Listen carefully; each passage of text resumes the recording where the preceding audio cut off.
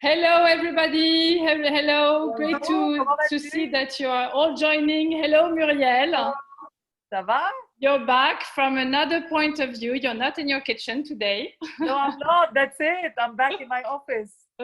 You're back to your office. Trying to make sense. She's back. She's back. You met? We have never met, but I'm happy to virtually meet you. That's great. Yes. Well, have you been viewing the things online for Basel? No, I did, and I will tomorrow and tomorrow afternoon. Yes, we're doing the same. Yeah, We thought that we'll, not that we are rushing for buying, but just to be informed. Yes. I went. I mean, I think a lot of us we've been to the Art Basel platform online. The prices are crazy, but you have to, it's such a work to seek and to see, but it's interesting. It's a bit of homework, but it's very interesting. And no, they're launching 2 sessions tomorrow, and they are organizing sort of these Zoom sessions with the themes and galleries, and that's really good because you're taken by the hand like in an exhibition, and I think that's going to be really nice. So yeah, so we'll probably see you tomorrow in I love your enthusiasm. Mais moi, j'ai jamais été à la Fondation Thalie à Bruxelles. So Muriel, Salem, and Nathalie, you have to meet after. You both have a very sort of similar project. Bonjour, Muriel.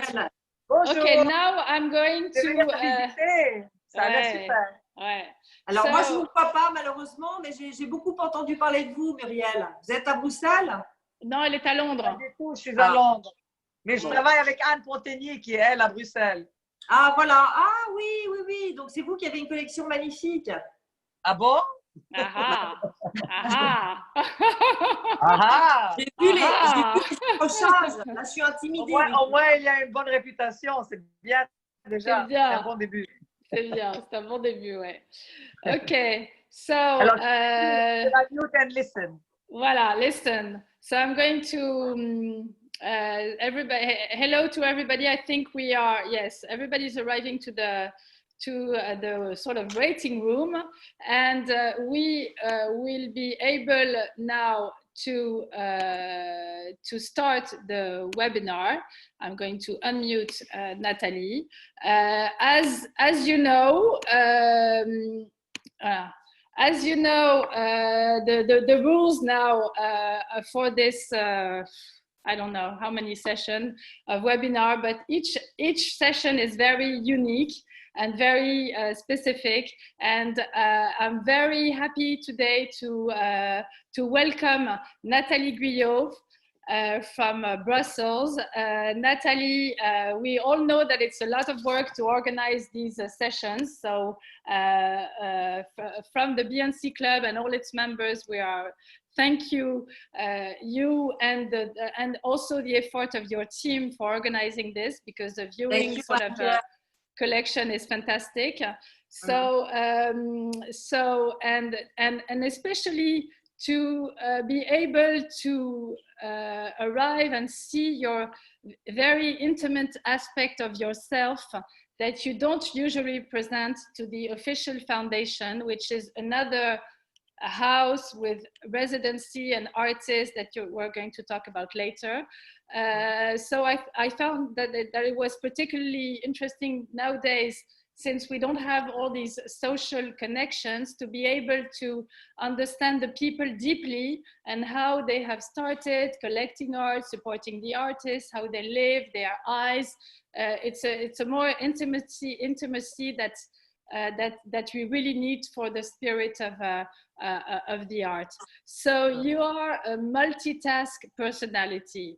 You are an intellectual, you are an author, a curator, a publisher, an art collector, and you have launched this foundation. But it's not, and there is more and more and more. But 20 years ago, you have started and founded Annabeth Editions with a book on collectors and arts. And then 20 years later after that, you have founded the Fondation Thalie. Oh my God, 20 years and Chiara, it's awful. Well, I said, no, yes, no, 12 years, no, 20 years ago, no, and then 12 years after. So you found Fondation Thalie in the, I don't know, I'm not good in math. Okay. 2000 and what? 12, actually, no? it was in 2005, but anyway. Yeah, okay. Anyway, you have, as I said, you have opened a house in Brussels, which is a sort of a family home house with a small garden, a kitchen, and a big place for talks and music and poetry and philosophy and literature. You always have ideas to confront people and to invite literature to talk with art, and really what we really like here at the BNC Club as well. It's exactly what why I thought it was so important to have this conversation with you today. And I first met you in your previous house in Brussels during Art Brussels, where you have launched this fantastic exhibition on the theme of textile fabric, with an incredibly nice and well curated show with artists like Marie-Ange Guilleminault, that you don't really, some of course were very famous, but the ones that you wanted to promote to emerge were really very interesting, and a deep understanding of material and of shapes. And I have to say that I was impressed. You have, of course, supported for a long time the Palais de Tokyo. You're still supporting the Centre Pompidou. You're part of many of their programs. And sometimes you sort of support exhibitions in other institutions as well. So I did not talk about another book that you wrote in 2015 about Japan and craft and Japanese craft and ceramics and different arts, and also another big book on collectors and art that you met like 10 big collectors worldwide, something like that. You will tell us more about it. So now that I have tried to make a short introduction, maybe you can start talking a bit about yourself, and we will go to the discovering your collection, and then we'll have a small presentation of the Fondation, and then you will all be able to ask questions, and at any moment you can use the chat box to write questions. Here. Okay, great. Thank you, Anne-Pierre. I'm a little bit intimidated because it's true that it's kind of the first time that I invite you know, other collector in this intimate house. Where can I start? Actually, I come from an entrepreneur family from the north of France, where culture was not the main topic. And I thought very soon I wanted to escape of this, you know, classical, very conventional mindset, well, full of qualities in another aspect. So I went to study in Paris, and my father was a film producer, cinema producer, TV producer, and he was very interested about visual identities, visual, he gave me all the culture about cinema, about, you know, filmmaking, and I started to be very interested in visual arts since you know, at the age of 20s, I think, but I didn't have any money and time to focus and to start to buy, of course. And then I started to work as a journalist in Paris at the Quotidien de Paris. At that time, it was the paper was in franc, wasn't again the euro money. And then I opened, I launched this Annabeth edition in 2005, which was a publication house, mainly dedicated to pamphlets and literature.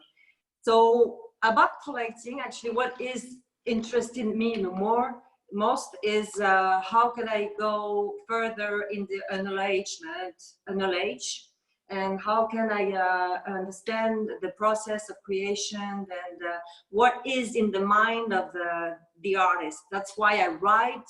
I wrote several books, sorry about my English, but I wrote like this first book in 2008 about collecting. What is collecting? What is a collector? What is art contemporary? Because again, my family was more like in modern art, so I didn't know, you know, I didn't know very much about it.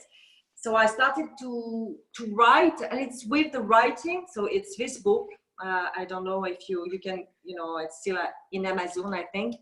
And I met tuteleurs, figures tutélaires like Antoine de Galbert, Jean Chaput, you know, Alain Servet, and it was like I was like a Candide, and it was like Les Lettres persanes de Montesquieu. What is this world? You know, what is the code of this world? What is the value of a work of art? You know, I had a lot of questions, and it's true that 10 years, I mean, now in 2020, 12 years later, I have this foundation, and I have 3 locations. The foundation, it's more linked about performance, video, but also about a multidisciplinary program which cross visual arts, film. It's very linked about a counter, and we really need that, especially in this time of uncertainty, and in this time where it's difficult to share and be together. And also it's a residency, and it's a big exhibition space, and it's a house that I entirely renovated. It is a neo-modernist house, and it was the ancient house of a sculpture, Italian sculpture. But to come back to the collection, so here in Brussels, I have collect mainly artists that I know, because I know some collectors don't like to meet the artists that they collect, but for me it's one of criteria.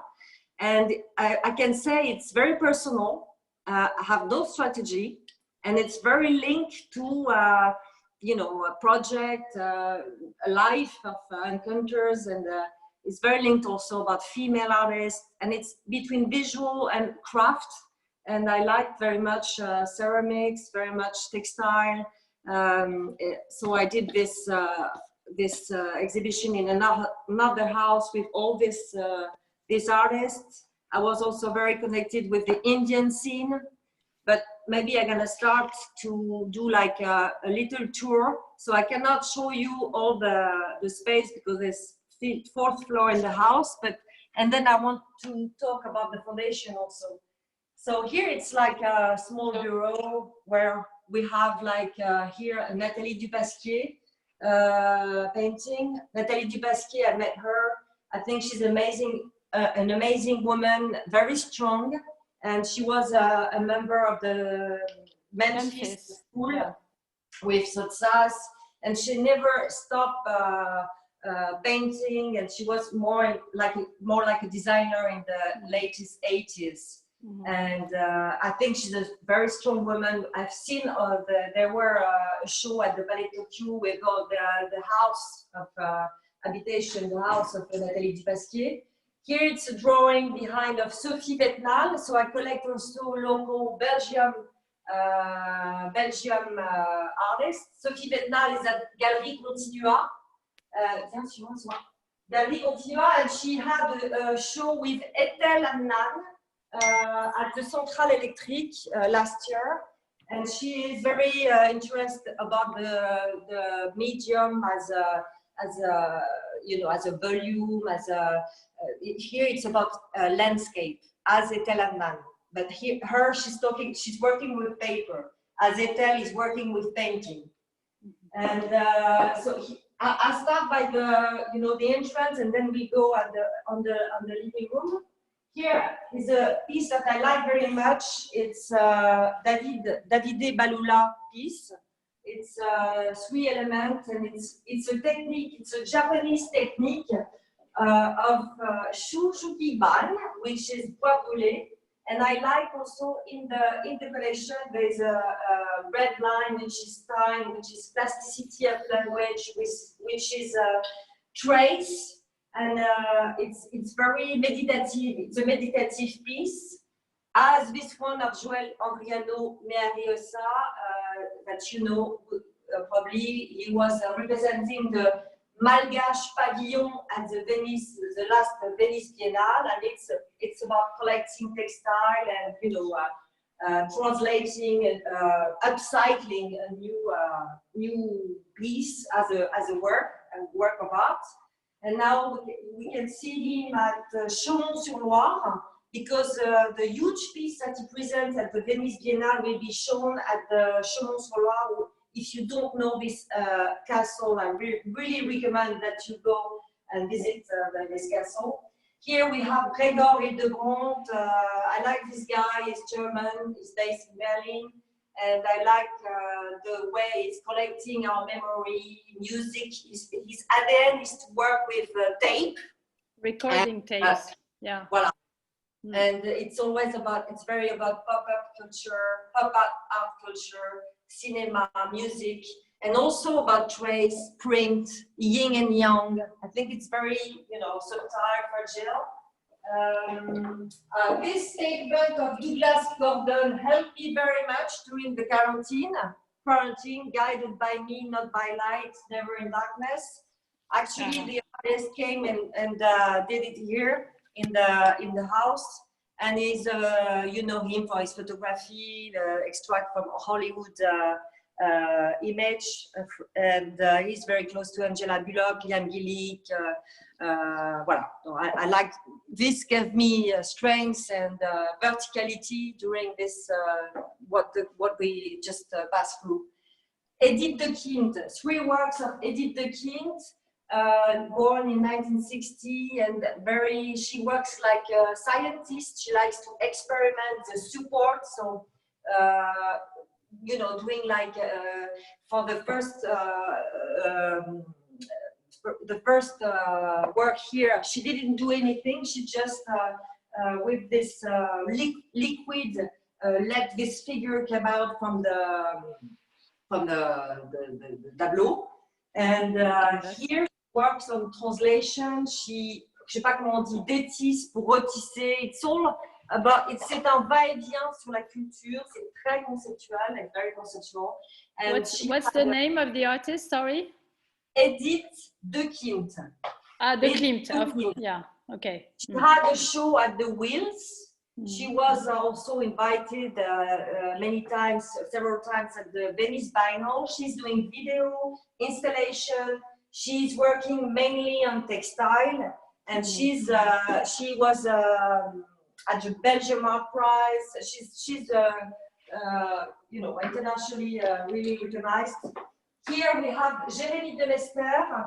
Jérémy de Mester is a shaman. He has a vision. And he works like he's writing a prose. He lives in nature. He's at Max Enzler Gallery, and I like this guy. I like his freedom. Here we have, in another mood, Alina Shnaposhnikov. Donc I discovered Alina Shnaposhnikov again at the Wheels, thanks to Elena Filipovic. Elena Filipovic, who is now curator at Kunst Basel, and they organize a show also about this amazing artist who died in 1972. She was a nurse. She has a real tragic life. She was sick, and she was obsessed by her body. And here it's in Aquatante. And she did this famous mold of the poitrine, lips, and very fragile again. She's in the school of Louise Bourgeois, Eva voilà. And here is my Tomotaka Hasui. It's linked to, well, I'm gonna, we're not in quarantine anymore. Okay, I thought it was a sculpture. So it's, when I did this show about Wabi Sabi, it's very linked to tea ceremony of the 13th century.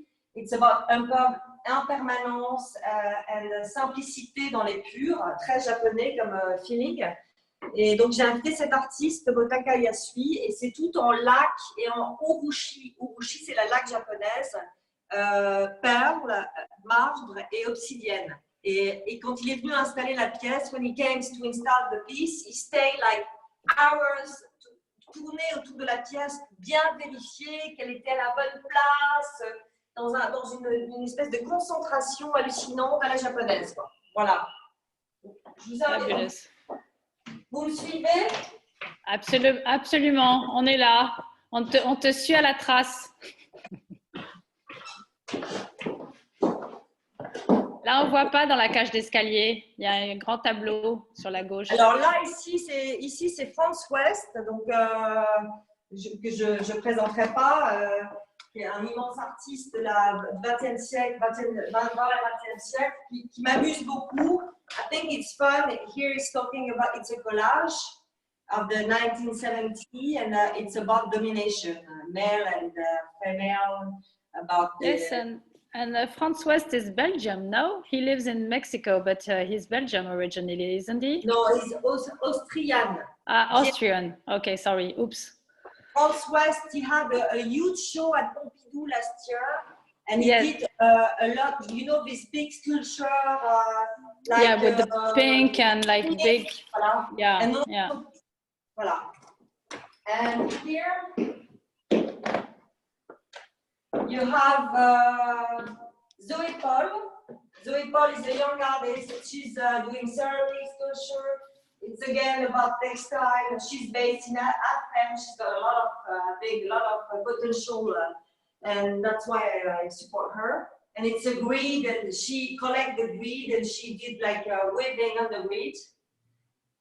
Mm-hmm. Here we have Benoît Mer. Benoît, it's a cloud painting. He's a French artist. He's based in Bordeaux, represented by Nathalie Obadia, and it's an abstract painting. He's also a designer. He's a philosopher. He studied at Villa Arson, and he said that we're kind of imbued in this abstract cloud landscape. And voilà, je l'aime beaucoup. I commissioned also furniture for the collection to Benoît Mer. Here it's Kirsten McCarty. So Kirsten McCarty, American, and playing with texture. You know, he's a sandstone. This is porcelain. It's porcelain. Voilà. I don't know if you know her. Yes. Okay. It's beautiful. It's like a Hans Harp, actually. Voilà. Yes. You have the binom of Romanian Gert and j'ai oublié le nom de l'autre, Tobias, les frères Tobias. Mm-hmm. And they're very inspired by the culture, the folk art, the culture in Romania. They left Romania after the Ceausescu, and they're now living in Berlin. And it's always about lifestyle, like Matisse, so it's very linked also to Dada, spirit Dada, and it's very precise. It's very... it's still life that have a bit suffered, no? You see that the plant seems to be a bit aggressive, no? A bit... There's a kind of melancholy, you're right. Yeah, yes. And I like the technique. The technique is a wood cut. That means it's by c'est par plan, tu vois. Donc chaque plan c'est un bois sculpté qui vont tremper dans la matière pour faire à la fin cet immense ensemble. Je sais pas comment. It's some kind of marquetry, no, on different layers of wood that have been put in the painting. Mm-hmm. Voilà, là tu vois un peu tout le détail ici. Yeah, beautiful. Interesting. And here we have Meshach Gaba. I suppose you know, it's a Beninois artist. He's doing performance also, and it's quite interesting because it's made by local women. You know, les tresses sont fabriquées par les femmes là-bas. Mais en même temps, ce qui est représenté, c'est la civilisation, c'est l'industrialisation. Et ici, c'est a truck. Là, tu peux le voir de profil. Donc, il a fait que des formes qui représentent l'industrialisation et en même temps que c'est fait par des femmes dans les villages, etc. C'est un peu une réflexion sur ça. Je sais pas si Here we have Sheila Hicks, that you know. Ah, yes. She was a student of Joseph Albers, and she spent all her life studying in South America, the Peruvian, the ethnic, and we all know her for his amazing show and amazing monumental sculpture. And this part is a part of a commission work in a museum. And but we recognize her ADN, you know, the thick thread with and this color, like her links to Fauvism in certain point. I really like her. And voilà, ça va? It's fantastic. We're having a great time. C'est bien. The Sheila Hicks you have is a bit untypical of her pieces, no? Because it's woven more largely, and it's then usually it's quite narrow, no? Is it?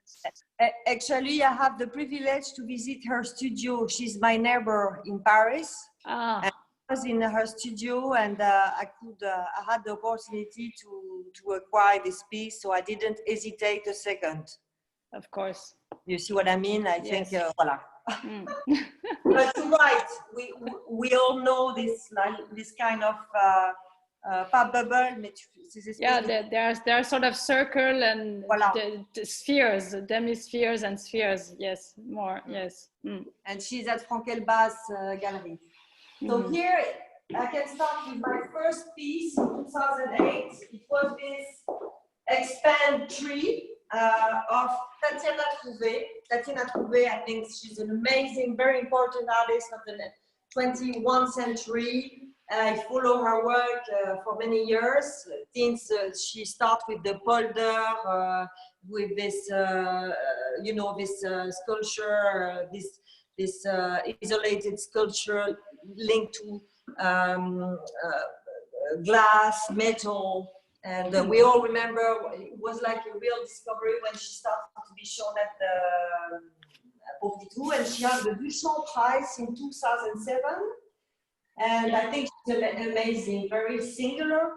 And here it's a metaphor of our humanity. It's an expand tree, and at some point, a tree triggered, étriqué dans un corset de cuir. Après, c'est chacun interprète. C'est ça qui est. Encore aujourd'hui, j'interprète cette pièce.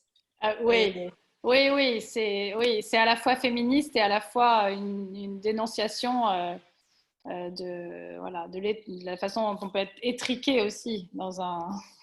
Voilà, alors après, c'est mon regard à moi, d'autres auront d'autres regards, mais en tous les cas, elle me suit dans toutes mes maisons, cette pièce. Voilà.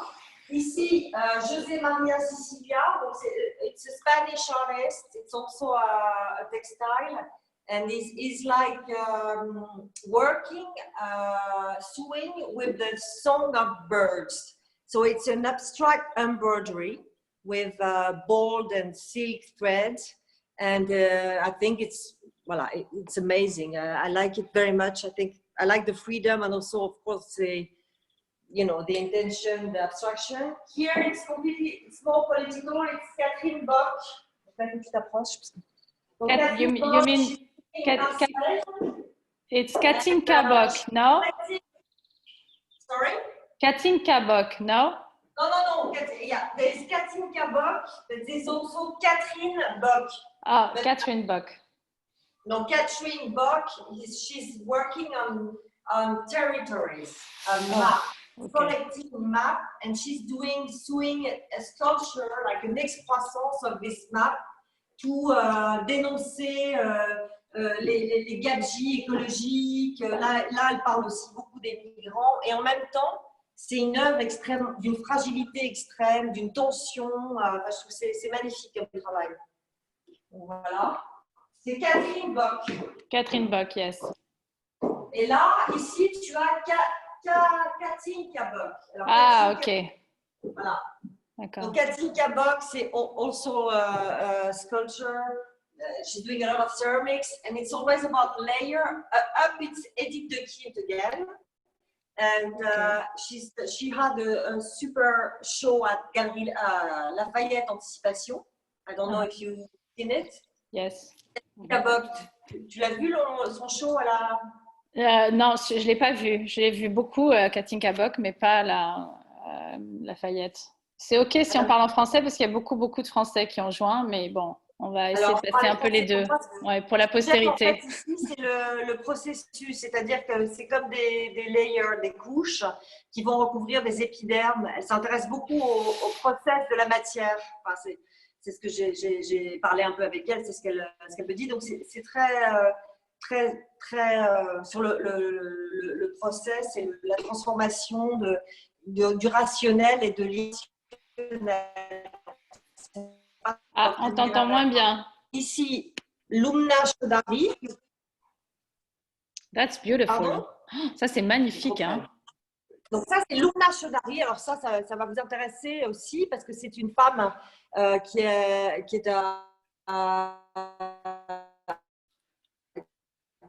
je crois que tu t'es trop éloigné de ton Wi-Fi.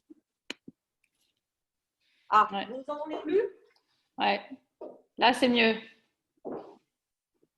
Donc, je disais, Lumna Chaudhary, she's doing geometrical shapes and her ADN is also about color.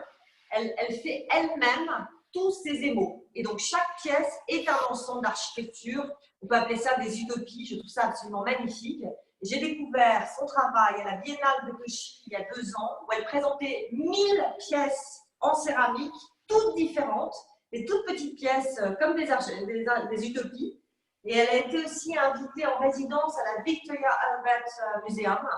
Et je trouve que c'est une femme très intéressante. Lumna, elle est indienne ou elle était à Cauchy, invitée par la Biennale?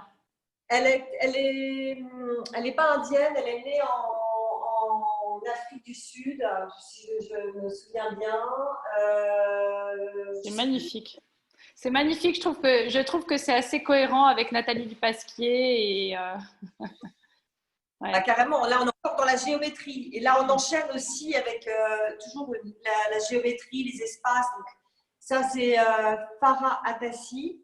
Ah oui, j'adore.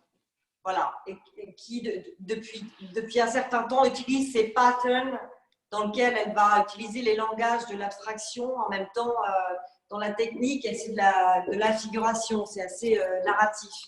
Donc, c'est toujours la même device, c'est toujours des patterns, mais juste les motifs, les objets qui changent. Et voilà, j'aime beaucoup cette artiste qui est chez Almine Reich maintenant, qui a eu un super... Elle est chez Almine Reich, formidable. Ouais.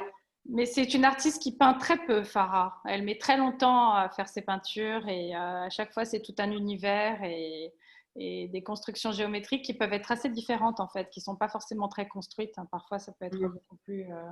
Mais elle est très, très belle cette toile. Hein. Très, très belle. Magnifique. Merci. Ben, en fait, elle peint très peu parce que tout est au scotch. C'est une technique donc c'est vraiment... donc d'abord, elle fait un dessin et après, elle va au scotch peindre dans les interstices. Et elle a fait un show à Los Angeles chez François Guébali il y a 2 ans. Et tout a été vendu. Mais alors que, tu vois, Farah Atassi, personne ne connaissait. Tout a été vendu, pareil à New York. Donc, je pense que c'est une femme qui évolue, enfin, voilà, qui continue son chemin dans cette recherche d'objets, qui a trouvé sa voie, son identité, son ADN. Là, c'est Nathaniel Byrne. Alors là, c'est un artiste anglais qui vit à Londres. Et en fait, c'est comme ça, remonte un peu. C'est des visages un peu dissociés, des lèvres. Il y a 2 personnages, je ne sais pas si vous voyez. Premier personnage, deuxième personnage. Et ça me fait penser à Picabia, je ne sais pas, le côté dissociation à plusieurs niveaux de lecture. C'est une peinture qui est à la fois en oil et en gesso. On voit que c'est un peu opaque comme ça, un peu.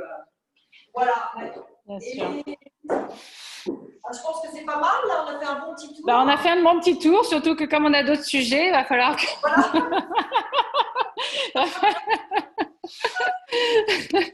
Donc, ouais, on aurait. Oh mon Dieu, qu'est-ce que j'ai fait là? Donc, oui, attends, Vous avez peut-être des questions, n'hésitez pas.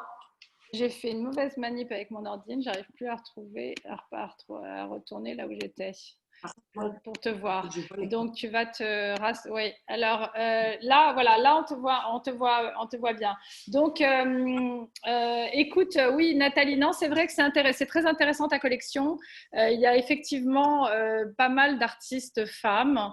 On voit que tu aimes la sensibilité, que tu aimes la matière, les différents matériaux.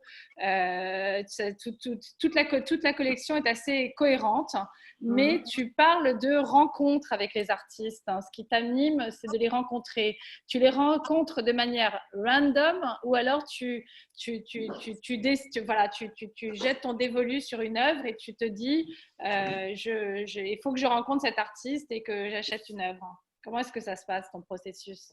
Alors, en fait, comment ça se passe? C'est beaucoup des recherches. Par exemple, quand j'ai fait cette exposition sur le langage textile, j'ai fait beaucoup de recherches sur qui était influencé par le legs de Joseph et Annie Albers. Je me fais entourer aussi de curateurs qui, sur des sujets, m'accompagnent. Et donc, sur le Japon, c'était aussi pareil. Il y a eu 3-4 expos où voilà, j'étais toujours dans un processus de recherche. Et également, par rapport à les rencontres, en 2015, j'ai organisé une plateforme de performance au Wills où j'ai invité une vingtaine d'artistes et c'était curaté par Agnès Violo. Et là aussi, ça m'a mené à la vidéo, par exemple. Chaque projet mène à des rencontres. Je ne peux pas vraiment expliquer parce que comme je te dis au début, je n'ai pas vraiment de stratégie, mais je suis un peu comme nous tous passionnés par l'art et les artistes, et pas que l'art contemporain, le Quattrocento Italiano, voilà, l'art moderne, l'histoire de l'art. Je pense qu'on a une chance inouïe de pouvoir être justement avoir accès à ces artistes vivants.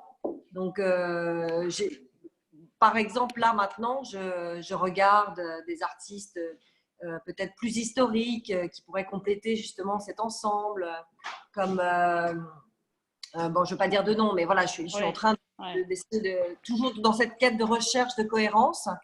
Et là, en fait, ce que je voulais vous présenter, c'est parce qu'il y a beaucoup malheureusement d'œuvres en storage.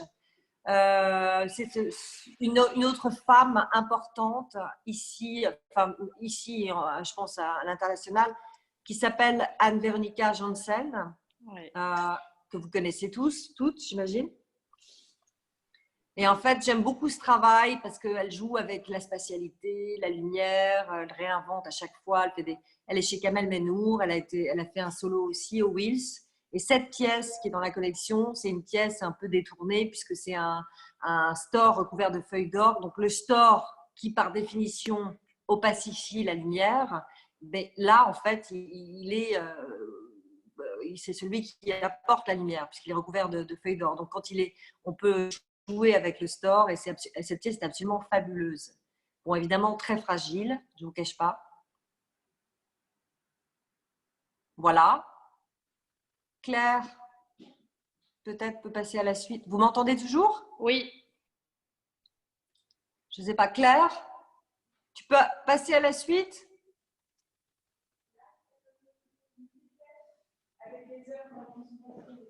Oui, je sais, mais il faut les faire passer. Ouais. Next slide. C'est une œuvre qui est à la fondation, là, celle-là, en fait, c'est ça? C'est une œuvre en storage. Ah oui, d'accord. Que je voulais compléter par rapport à ce que je vous ai montré. Là, c'est aussi pour vous faire aussi peut-être, j'espère, des découvertes. Donc là, c'est une artiste iranienne. Vous connaissez? Moi, je ne connais pas. Qui s'appelle Sanam Katibi et qui fait pas mal de la peinture. Et ici, cette tapisserie qui est absolument incroyable, qu'elle a fait faire à Guadalajara, là où vont tapisser Gabrielle Curie, P. White. Et en fait, ça parle de notre animalité, de la brutalité, de la mythologie. C'est une espèce de… Voilà, des sujets qui reviennent comme ça, incroyables et très liés aussi à la peinture, à la tapisserie flamande, Et comme je vis à Bruxelles, je trouve que ça faisait sens. Ensuite, ici, c'est Oula van Brandenburg, que j'aime aussi beaucoup. Et c'est une aquarelle, c'est un danseur de buto. Donc, elle aussi, dans la performance, j'aimerais bien l'inviter pour un projet à la Fondation. Elle est en ce moment aux Amis du Palais, au Palais de Tokyo, non? Oula van Brandenburg. Ouais. Mm. Et voilà la pièce de Caroline Achintre. Donc, en fait, on rouvre Alors, j'ai des commentaires des unes et des autres qui ne voient rien, qui ne voient pas la présentation. Je ne comprends pas bien pourquoi. One participant can share at a time. Je ne vois pas très bien pour moi. Ah oui, non, mais voilà, ça doit être un souci parce que certains peuvent voir. Donc, je suis désolée pour ceux qui ne peuvent pas voir. Il faut qu'ils imaginent. Caroline Achintre, c'est une formidable artiste. Je pense que tu peux continuer en français. On va être cool aujourd'hui. Non, mais sinon, je peux continuer en anglais. Hein. Écoute, je vois que tout le monde parle le français. Ah non, non, Monique, elle parle. Non, non, anglais. Non, ouais, we have to go back to English. Ah non, Monique, elle parle français aussi, mais pas bon. Okay. Now I'm going to talk about the foundation. So the foundation was launched in 2013. At that time, we had no space. We just support project outside the walls. And in 2018, I opened this space, this house that you can see in the picture. In the house, I commissioned works of artist works. Here it's a textile piece of Valérie Manartz. Valérie Manartz, she's at I don't remember, Bernier Eliades. She's amazing also. She's doing a lot of ceramics, textile. Bernier Eliades, it's a Greek gallery. Mm-hmm. So this is a space, so we have, it's a house, so library, a kitchen, rooms for the artists. And the idea of this space is to have a programmation, residency, and exhibition. So we do like 3 or 4 exhibitions a year. So this picture is Alex Cicchetti. It was a performance during the opening. We organize, as I say, a multidisciplinary program. So this is the show, the encounter with Slav and Tatar. Here it's a conversation on the artist studio from the Quattrocento Italiano with the one who is speaking is from Beaux-Arts Paris. She's the lead of all the collection of the ancient drawings. Bernard Marcadet and Agnès Torneur.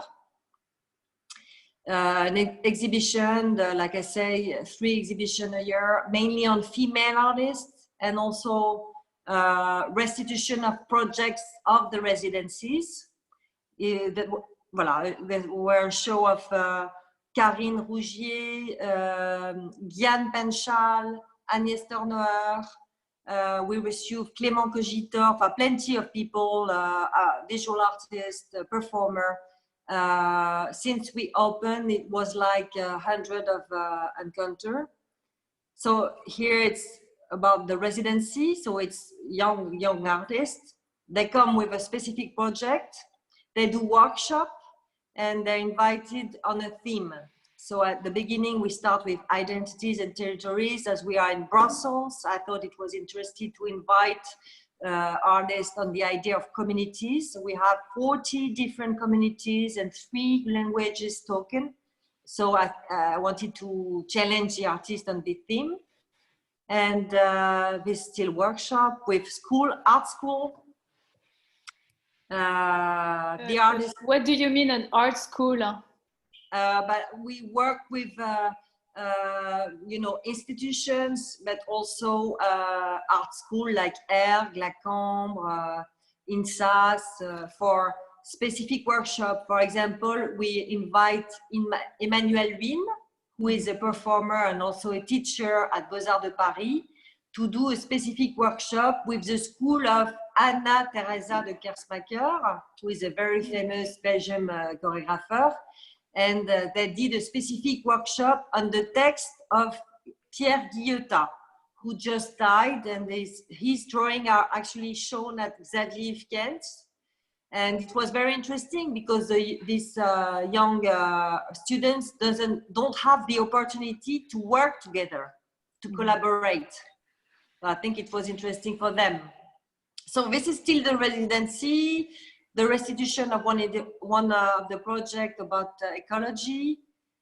We received, like I said, 100 of speakers, and we started with Johanna G. Thomas and Khalil Rochesh. They came presenting their work on the Duchamp Prize. Yes, that's wonderful, because we had a webinar with them quite recently, so everybody have them in mind. And in 2019, the highlight was an exhibition of collectors. 5 collectors loaned their papers, their work on papers, and it was very, very vertueux, because a lot of intérêt pour les collections privées, private collections. Mm-hmm. And the other highlight was a new open call about Europe, and we select 2 binomials of artists, and they will do their project for next year. So I will not explain because it's a little bit long, but we're still working with open call. And no, before you go to the webinars you have done on poetry, how do you select the artist? I believe you have a committee. Voilà. Yes. Exactly. So for the European Chronicle, we received like I think 500 files, and we launched a committee of museum. Museum curator. We had like Béatrice Salmon from the KNAP, someone from the BAL, Diane Dufour, Dirk Snohart from the Wheels, and also partners, because we collaborate in networks. I insist, I think it's very important to consolidate a network of small institution, small art center, sharing the same values of humanity, Europe, and ecology, etc. And that's how we select. But it's very hard because it's not a big space. It's 500 square meters. I can host only 2 artists at a time to be very comfortable. Otherwise, it's too rushy. I don't want that. So I can host only 6 artists, but I think it's great already, because I could, in parallel, we have all the program to build. Yeah. So voila, we work like that. Mm-hmm. Hello? Yeah, we work. Oh yes, sorry. We work like that, and also for the next open call that we're gonna launch at the end of the month, it's linked to what happened during the quarantine, the lockdown. Actually, we, during 11 weeks, organized poetry online every week, and we had an amazing success. Oh, yes. Like everyone wanted to read, and it was like, okay, performer, writers, visual artists, and it was really amazing. And I think it was an antidote against fear and against uncertainty. Uncertainty. Yeah. Voilà, thank you, Pierre. And then I thought it was interesting to after this experience of 100 of lectures and more than 6,000 sessions on our website, because you can see all the podcasts on our website of the Fondation Thalie. I thought it was interesting with Julien Amissel, who is the director of the foundation, to invite a visual artist and a poet or a writer next year to do a project linked to this poetry platform. And you also have, you want to say something else? You also have a project yourself, exactly. Linked to poetry. Exactly. For me, this lockdown was very virtuous, because I'm publishing my first recueil de poésie Voilà. And also I asked 30 female artists to share their journaux de confinement. It's called Traversée. So we're going to publish this Traversée at the end of September because we will organize présentiel. I don't like very much this word, but you know, it's time is like that. Donc we organize présentiel soirée avec tous ceux qui ont participé. Et Equinox, la Fondation va publier tous les textes de ceux qui sont intervenus durant cette plateforme poétique. Également, on est invité à participer au festival Extra Pompidou en lien en Zoom. Et en fait, toute une communauté est apparue de ces 11 semaines, très solidaire et très engagée sur voilà, les textes, le partage, l'intensité, l'émotion. C'était assez beau, vraiment. Voilà, donc j'ai envie de continuer à proposer cela dans ce lieu à la Fondation à Bruxelles, peut-être une fois tous les 2 mois. Et qu'est-ce que c'est que le festival Extra au Centre Pompidou? C'est un nouveau festival dédié au webinar et non, ou pas du tout? Alors, c'est le Extra Festival was launched by Jean-Max Collard. Jean-Max Collard is the curator, art critic, and he's also the responsible of the parole, responsable de la parole à Pompidou. En fait, c'est toutes les nouveautés, les nouvelles médiums. C'est une sorte de festival de performance. Beaucoup autour du texte, de performances sonores, etc. Donc, c'est très… voilà. Il a participé… Nathalie, excuse-moi, je t'interromps. On a une question de Marc Potier qui est au Brésil. Je crois que vous avez… il demande si les poèmes sont essentiellement de langue française ou est-ce que c'est international? Alors, ils sont essentiellement de langue française, mais on a aussi des textes en anglais. Pendant cette plateforme de poésie donc qu'on a tenue pendant 11 semaines et à la fin j'ai dit qu'on devait arrêter parce que c'était pas possible, on n'allait pas faire ça. Donc je pense que voilà, on va bien sûr continuer mais différemment. Ce qui était génial et c'est ce que j'ai pu vivre aussi, j'imagine comme vous, c'est la possibilité de se retrouver dans 10 timelines différentes, un au Liban, un autre à New York, un autre à Hong Kong. Et ça, la technologie le permet. Et ça, c'est assez fantastique de voir comment chaque pays réagissait par rapport à la crise sanitaire, par rapport… Donc, voilà, il y avait on va dire, 2 tiers French et 1 tiers English. Ah oui, d'accord. Bah, formidable. Alors, ouais. Alors là, c'est encore ce que je voulais aussi partager avec vous, c'est que la Fondation agit un peu comme un centre d'art à Bruxelles, donc avec ce lieu dont je vous ai décrit les espaces et les activités, mais également elle soutient des projets à l'extérieur, 2, 3, 4 projets par an selon le calendrier. Donc là, c'est très vite passé, mais c'était un projet qu'on a réalisé en Inde avec des enfants, voilà, merci Claire, des enfants de la caste Dalit, donc la caste des intouchables. On est resté 3 semaines, j'ai invité des artistes à faire des ateliers artistiques avec les gamins et à la fin, on a fait une grande expo dans l'école. C'était magnifique, voilà, c'était un très beau projet plus éducatif. C'est incroyable, je vois que les enfants, en plus, c'est des enfants qui avaient le sida, non? C'est ça? Alors, certains ont le sida, d'autres sont surtout très démunis, défavorisés. Il n'y a pas moyen de… Enfin, en général, les jeunes filles vers 12 ans, 13 ans arrêtent l'école. C'est pour aller aider les parents ou travailler avec leurs parents. Donc et puis, il y a très peu d'éducation artistique. Donc c'était intéressant de pouvoir leur proposer cette éducation-là. En même temps, quand la pyramide de Maslow n'est pas totalement au rendez-vous et qu'ils n'ont pas les moyens de se nourrir et de se déplacer, etc., c'est un peu compliqué aussi de continuer ce type de projet sur la durée, même s'ils avaient des étoiles dans les yeux et qu'ils nous attendent comme le Messie pour continuer à faire ses ateliers avec ces artistes. Et puis même pour les artistes invités, c'était aussi un peu quitter son nombril, partager, donner, transmettre, être sur un autre champ de pratique. Donc c'était intéressant aussi pour eux. C'était très, très vertueux dans les deux sens.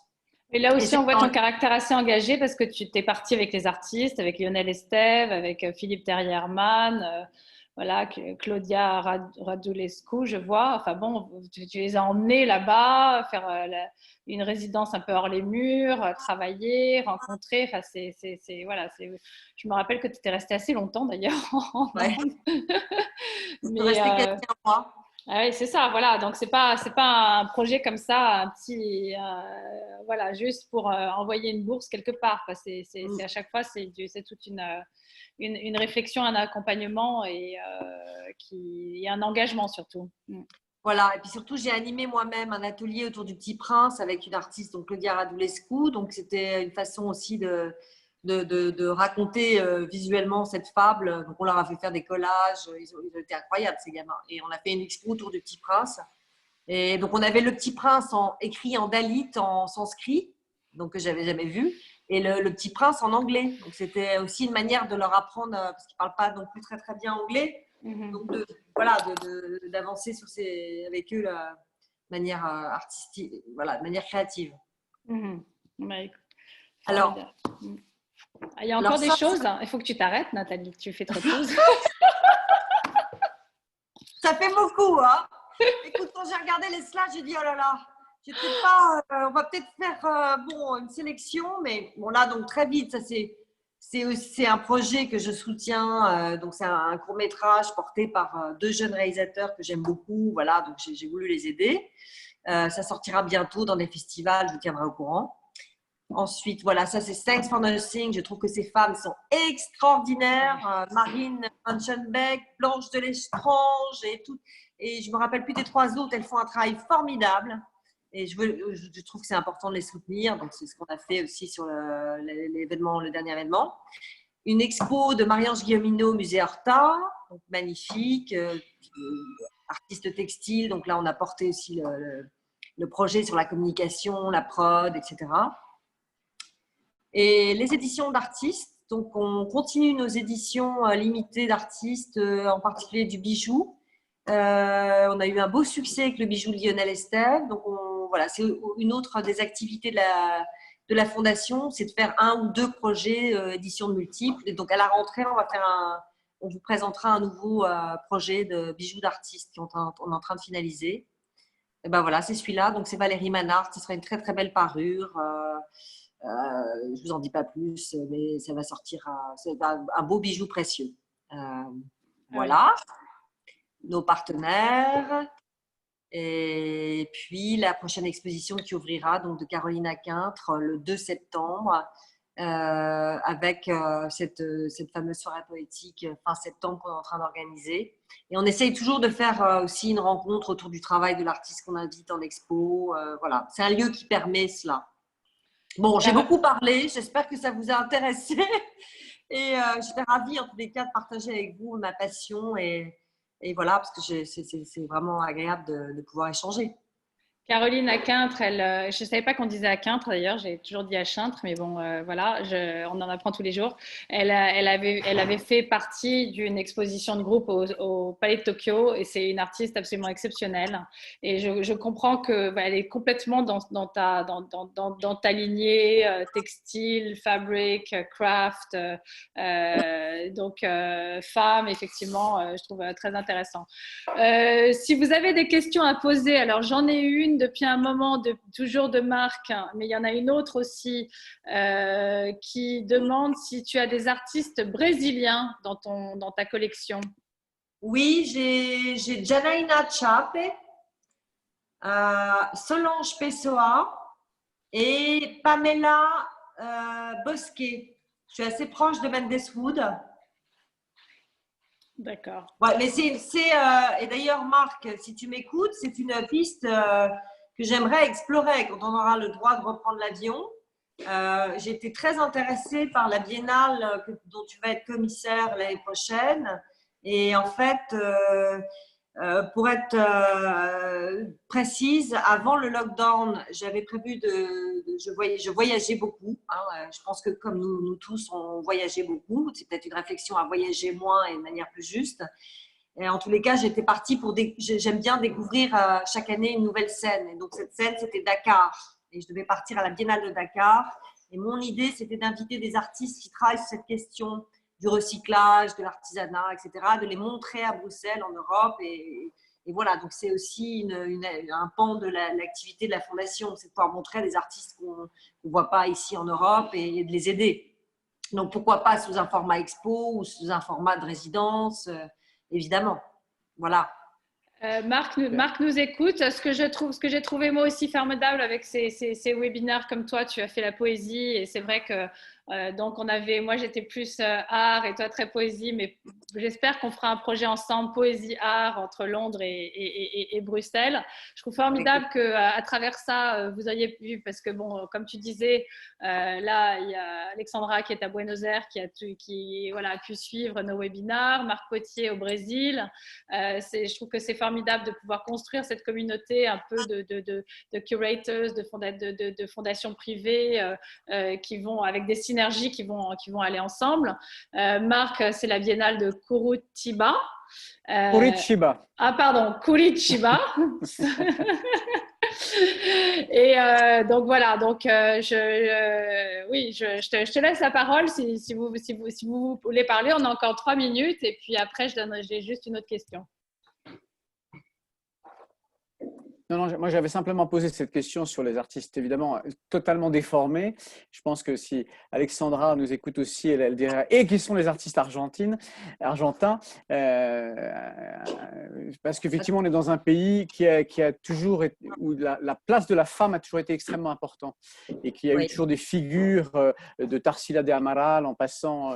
J'ai fait cette présentation là, pour le BNC Club il y a 2 semaines, mais effectivement on est dans un pays où l'artiste femme a une place privilégiée jusqu'à aujourd'hui. Et c'est vrai que quelle que soit la région, bon, toi Nathalie, tu travailles beaucoup avec tu connais bien Mendeswood, c'est une excellente galerie évidemment.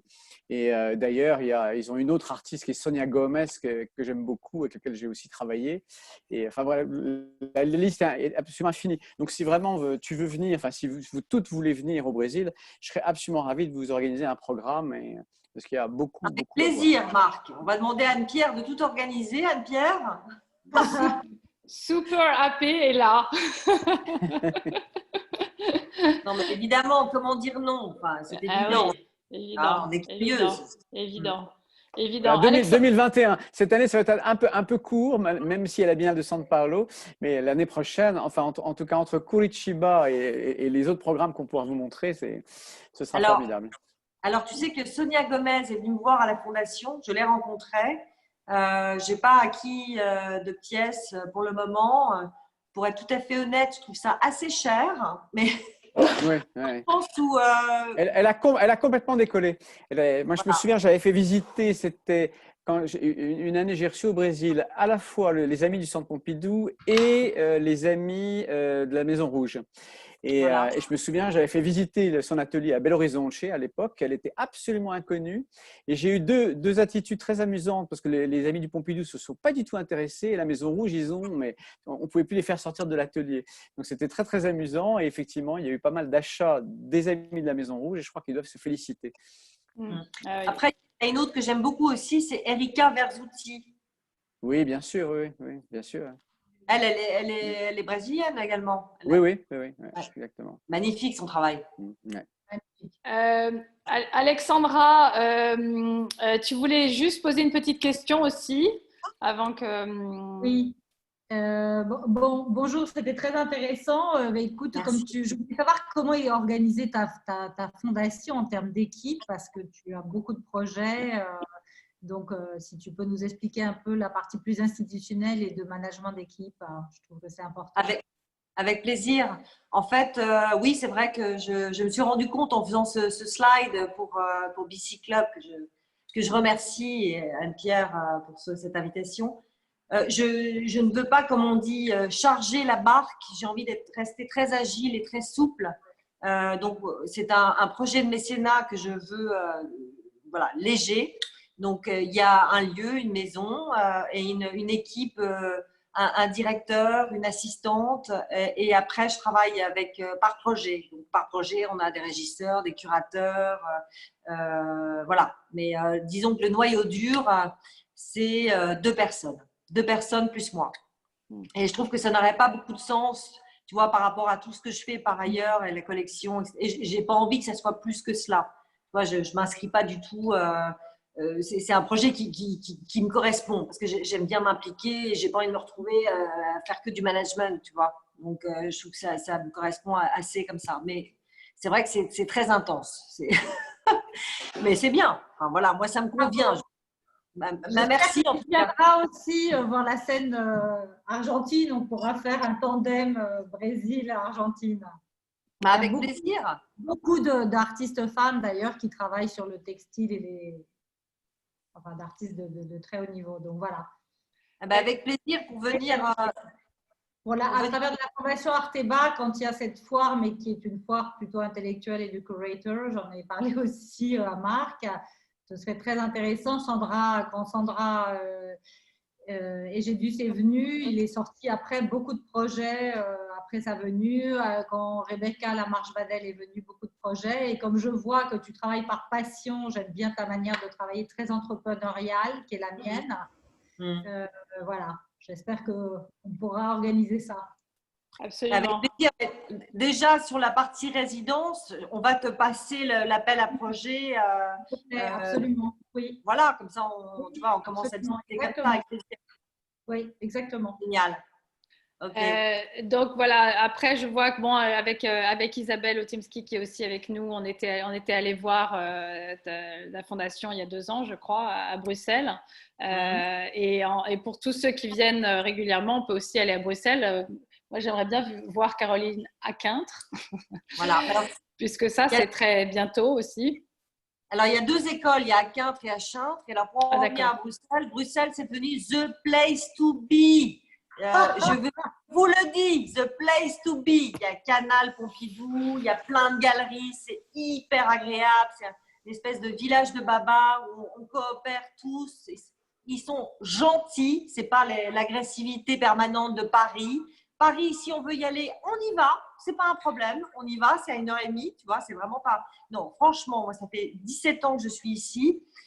La ville a changé, mais dans le bon sens, tu vois. Ce projet que je fais, je n'ai pas envie de le faire à Paris ni à Londres parce que j'ai pas envie de me retrouver dans cette espèce de compétition.